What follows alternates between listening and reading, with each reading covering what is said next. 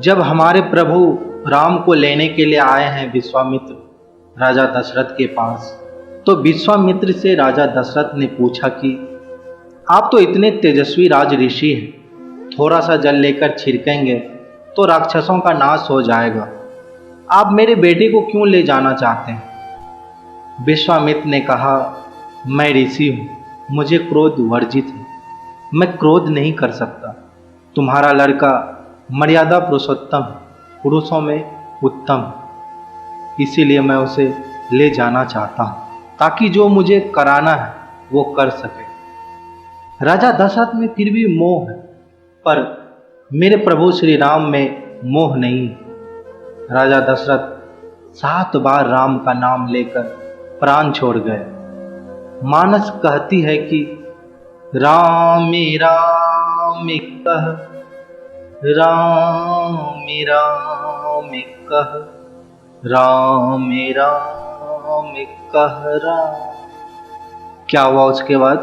भूप गयो सुरधाम। राजा भगवान के यहाँ चले गए और इसके बाद भी राजा दशरथ को लोभ बना रहा अपने बेटे को लेकर। जब रावण का वध किए मेरे प्रभु राम ने, तो आकाश में सब देवता आए, तो मेरे प्रभु राम के पिता राजा दशरथ भी आए हैं। और राजा दशरथ को मरने के बाद भी बेटे से प्रेम मोह बना रहा। मेरे प्रभु राम ने देखा कि सब लोग मुझे प्रणाम कर रहे हैं, सब लोग मेरी प्रशंसा कर रहे हैं, ये जो मेरे पिता हैं ये कुछ ज़्यादा भावुक हो रहे हैं, आंसू बह रहे हैं, कांप रहे हैं, बड़े खुश हो रहे हैं, फूल फेंक रहे हैं। मेरे प्रभु राम को लगा कि इनके अंदर मोह रह गया है, मोक्ष नहीं मिलेगा। इसीलिए कितनी अद्भुत पंक्ति गोस्वामी जी ने लिखी है, ऐसे बच्चे सबको दे सो, पिता दे या ना दे, पर ऐसा बच्चा सबको दे। अपने पिता को बड़ी कड़ी आंखों से देखकर मेरे प्रभु राम ने, गोस्वामी जी ने लिखी है, चितई पितई दिनई लर धर्मा। पिता को बड़े कठोर दृष्टि से देखकर कहा कि अब आप दिवंगत हो गए हैं, अब मैं क्या आपका पुत्र और क्या आप मेरे पिता। अब आप इन देवताओं के साथ निर्मुक्त होकर रहिए। जो बांधा रहे वो मानव है और जो मुक्त हो जाए वो देवता है। इसीलिए मेरे प्रभु चाहते हैं कि उनके पिता मुक्त हो जाए। मेरे प्रभु बन जा रहे हैं, पूरी अयोध्या आंसुओं से भरी हुई है। गोस्वामी जी लिखते हैं, तापस भेष विशेष उदासी, 14 बरस रामु बनवासी। 14 साल के लिए राम बन जा रहे हैं। अगर कभी समय मिले आप लोगों को तो श्रीमद् वाल्मीकि रामायण का वो 3 पेज जरूर पढ़िए, जहाँ माँ कौशल्या अपने बेटे को समझा रही है। अद्भुत है वो माँ, रोती जा रही है और समझा रही है। कौशल्या का स्वस्ति वाचन गोस्वामी जी लिखते हैं, बंदौ कौशल्या दिशि प्राची। प्राची दिशा पूरब दिशा जैसे। मैं कौशल्या को प्रणाम करता हूँ। क्यों? जिसकी कोख से ये सूर्य पैदा हुआ है। सूर्य कहाँ से निकलता है? पूरब से निकलता है। कीरति जासु सकल जग माची। कौशल्या स्वस्ति वाचन करती है। भरा हुआ कंठ है, आंसू बह रहे हैं और मेरे प्रभु राम से कहती है कि हे राम, जंगल में प्रकृति तेरी सरीसृपों से रक्षा करे, सांपों से रक्षा करे। कहती है कि इंद्र तेरी रक्षा करे, मरुथु तेरी रक्षा करे, वरुण तेरी रक्षा करे, और बेटा जो तेरी रक्षा करता रहेगा मैं रोज उसका यहाँ दीपक जलाऊंगी। लेकिन एक बात जो आखिर में कहती है वही मेरे प्रभु राम की माँ हो सकती थी। बेटा तू ये मत पूछना जंगल में और जहां में नगर में रास्ता कौन सा, तू जिसका प्रतीक है सत्य, उसी के रास्ते पर चलना। और फिर एक बात कही, चिंता मत करना, जिस धर्म की तू रक्षा करता है वो धर्म तेरी रक्षा करेगा। धर्मो रक्षति रक्षिता, धर्म रक्षा करता है। राम, तुम उसी मार्ग पर चलो जो सत्य हो, कल्याणकारी हो, वो तुम्हारी रक्षा करेगा। ऐसे मेरे प्रभु राम का निर्माण ऐसे परिवार के साथ हुआ है।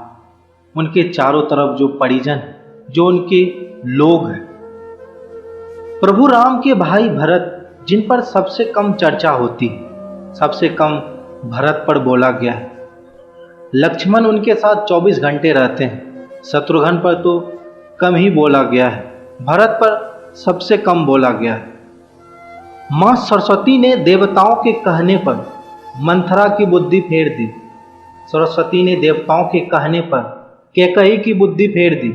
लेकिन जब भरत ने कहा कि मैं भैया को वापस लेने जा रहा हूं, तो देवताओं में खलबली मच गई।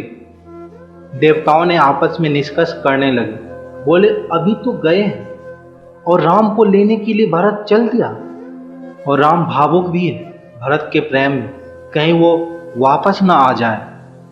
तो देवताओं ने मां सरस्वती के स्मरण कर उनकी सराहना स्तुति की और कहा, हे देवी, देवता आपके शरणागत हैं, उनकी रक्षा कीजिए।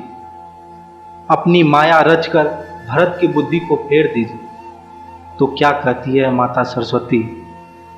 देवताओं से कहती है कि 1000 आंखें होने के बाद भी जिसको सुमेरु न दिखता हो, तो मूर्ख हो क्या? ब्रह्मा, विष्णु और महेश की माया बड़ी प्रबल है, किंतु वह भी भरत की बुद्धि की ओर ताक नहीं सकते।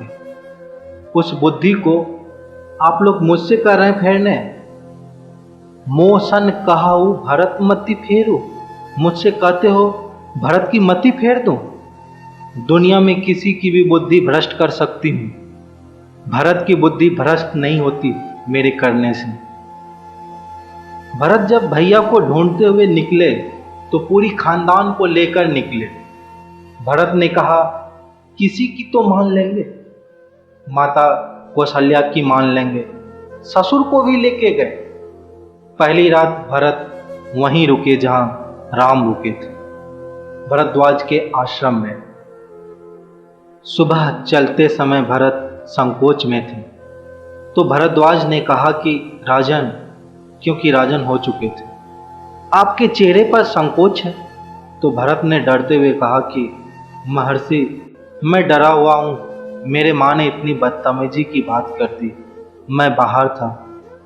भरत को नहीं बताया गया था कि पिता दिवंगत हो गए। भरत को संदेश भेजा गया था, तो उसमें ये नहीं कहा गया था कि पिता एक्सपायर कर गया, ये कहा गया था कोई इमरजेंसी है, घर आओ। अयोध्या के बाहर नंदी ग्राम में इनके पूर्वजों का एक मंदिर था, जहां इनके पूर्वजों की प्रतिमाएं लगी हुई थी। मानधाता की, दिलीप की, रघु की, अज की, नहुस की।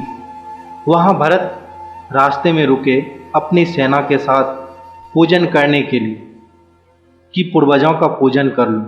पुरोहित ने हाथ में थाली दी तो पहले इसका पूजन, पृथु जो सबसे पहले, जिनके कारण ये पृथ्वी कहलाती है, फिर मानधाता का, फिर राजा बलि का, जिन्होंने अपना मांस दे दिया था, रंतदेव का। पूजन करते करते अज, रघु, दिलीप तक आए। जैसे ही उन्होंने अगली मूर्ति देखी तो देखी पिताजी की मूर्ति, तेज तो थे ही। उन्होंने पुरोहित की तरफ देखा तो ये क्या? पुरोहित की आंखों में आंसू। पुरोहित ने कहा कि महाराज अब नहीं रहे, और भरत के हाथ से थाली छूट गई। भरत ने कहा, मुझे किसी ने बताया क्यों नहीं कि पिताजी दिवंगत हो गए? क्या हुआ था उनको? बोले, राम को वनवास मिल गया। भैया को वनवास क्यों मिल गया? आपकी मां ने मांग लिया। भरत घोड़ा दौड़ाते हुए अयोध्या तक पहुंचे, रोते हुए। सोच के देखिए, भरत जैसा भाई। भ्रातृत्व में मेरे प्रभु राम किसी का उदाहरण नहीं देते, लक्ष्मण का भी नहीं देते। जब हनुमान को गले लगाते हैं तो ये नहीं कहते कि तुम लक्ष्मण जैसे भाई हो मेरे, तुम मोहि प्रिय ही भरत सम भाई। देना हुआ जब कोई प्यारा उदाहरण, हमने दिया है सिर्फ तुम्हारा उदाहरण। भरद्वाज से भरत ने पूछा कि भैया मुझे माफ तो कर देंगे ना, मैंने इतनी बड़ी गलती की, एक ऐसी गलती जो भरत ने की नहीं, उसके पश्चाताप में है भरत। माँ ने इतनी गलती की, मुझे माफ तो कर देंगे।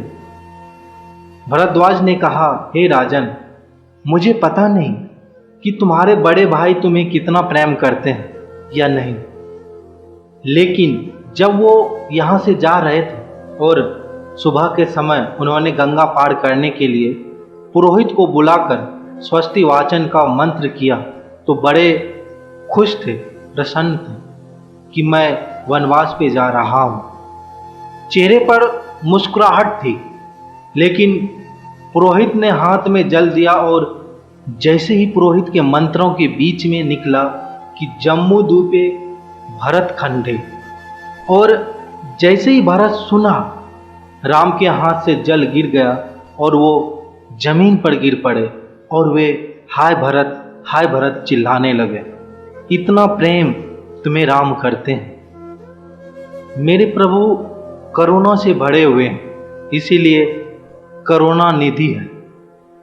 जब पहली बार चित्रकूट पहुंचे तो वन देवी उनका स्वागत करने के लिए आई। वन देवी ने पूछा कि आप मेरे यहाँ विश्राम करने के लिए आए हैं, मैं आपके लिए क्या कर सकती हूँ। तो राम ने क्या मांगा होगा सोचो।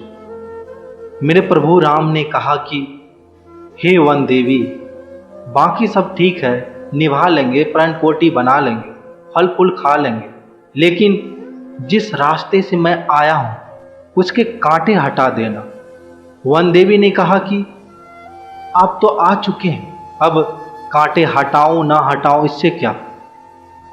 प्रभु ने जो उत्तर दिया वो आपकी आंख भिगोने के लिए काफी है। मेरे प्रभु राम ने कहा कि मेरी तो कोई दिक्कत नहीं, मेरे पैर में कांटे लग गए, पर मुझे ढूंढता ढूंढता मेरा भाई भरत इसी रास्ते से आएगा, उसको कांटे नहीं चुभना चाहिए, कांटे हटा दूं। तो वन देवी को जिज्ञासा हुई। वन देवी ने कहा कि यथा आज्ञा पयति महाराजा, हे महाराज, आपने जो आज्ञा दी मैं कर दूंगी। एक छोटी सी मेरी जिज्ञासा है, क्या अयोध्या का राजा, अयोध्या की चतुरंगनी सेनाओं का सेनापति, दशरथ का पुत्र राम का छोटा भाई भरत इतना नाजुक है कि रास्ते में चलेगा तो उसे कांटे चुभ जाएंगे। मेरे प्रभु राम ने कहा, नहीं, वो तो वज्र के समान है, उसकी छाती से टूटकर तो इंद्र का वज्र भी टूट जाता है, ये कांटे उसे परेशान नहीं करेंगे। वन देवी ने कहा, फिर क्यों हटा दूं? बोले, परेशानी ये है कि जब उस रास्ते पर आएगा अगर एक कांटा भी चुभा तो उसका दिल ये सोचकर टूट जाएगा कि मेरे कारण मेरे भैया को इन कांटों को झेलना पड़ा। बिना चप्पलों के भरत चले, और जब चले तो भई मृदु भूमि सकुची मन मन, भूमि भी संकोच से भर गई। कोमल चरण चलत बिनुपन, भयहि मृदु भूमि सकुची मन मन। इसका मतलब यह है कि भगवान स्वयं कष्ट सह सकते हैं, पर जो उन्हें प्रेम करता है वो कष्ट सहे ये उन्हें स्वीकार नहीं।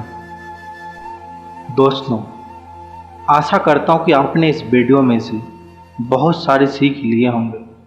मिलते हैं जल्दी एक नए अद्भुत आकर्षक ज्ञानवर्धक वीडियो में।